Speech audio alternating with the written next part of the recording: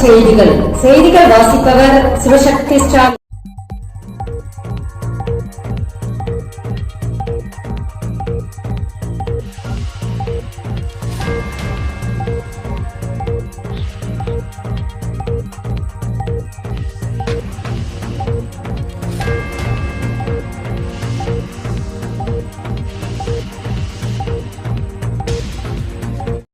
முதுகலை ஆசிரியர் தேர்வில் காலி பணியிடங்கள் அதிகரிக்க வாய்ப்பு.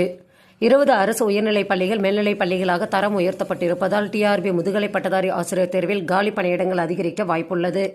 மேலும் விவரங்களுக்கு www.tntrb.com என்ற இணையதளத்தை பார்க்கலாம்.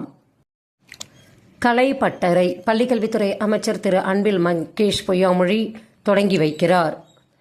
9 முதல் 12ஆம் வகுப்பு மாணவர்களிடையே வாழ்வியல் திறன்களோடு பன்முகத்திறனை ஊக்குவிக்கும் வகையில் கலைப்பட்டறையை அரசு தொடங்கியுள்ளது. இதன் மூலம் அனைத்து பள்ளிகளிலும் போதை எதிர்ப்பு விழிப்புணர்வு நிகழ்ச்சிகள் நடத்தப்பட உள்ளது.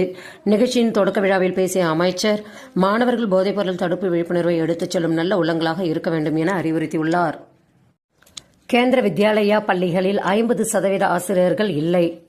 நாட்டிலுள்ள கேந்திர வித்யாலயா பள்ளிகளில் 50%க்கும் மேல் ஆசிரியர் பற்றாக்குறை உள்ளது. கடந்த பல ஆண்டுகளாக இந்த பள்ளிகளில் பணியாற்றிய ஆசிரியர்கள் ஓய்வு பெறும் பொழுது புதிய ஆசிரியர்கள் நியமிக்கப்படவில்லை. அதற்கு பதிலாக ஒப்பந்த அடிப்படையில் 11 மாதங்களுக்கு மட்டும் தற்காலிக ஆசிரியர்கள் பணியமர்த்தப்படுகின்றனர். மத்திய கல்வித்துறைக்கு இயங்கும் கேவி பள்ளிகள் மட்டுமின்றி ஜவஹர் நவோதயா பள்ளிகளிலும் ஆசிரியர் பற்றாக்குறை உள்ளது. மேலும் அடுத்த கல்வியாண்டுக்குள் காலி பணியிடங்களை நிரப்ப நடவடிக்கை எடுப்பதாகவும் அதிகாரிகள் தெரிவித்துள்ளனர். மேலும் விவரங்களுக்கு www.kv.com என்ற இணையதளத்தை பார்க்கலாம்.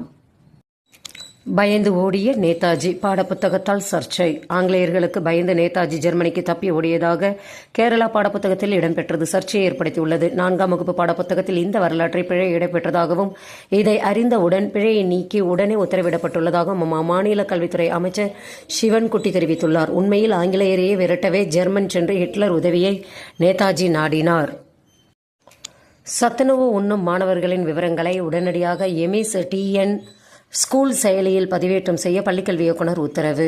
சத்துணர்வு உணவு உண்ணும் மாணவர்களின் விவரங்களை உடனடியாக எமிஸ் டிஎன் ஸ்கூல் செயலியில் பதிவேற்றம் செய்ய பள்ளிக்கல்வித்துறை உத்தரவிட்டுள்ளது. செய்திகள் நிறைவடைந்தன. வணக்கம்.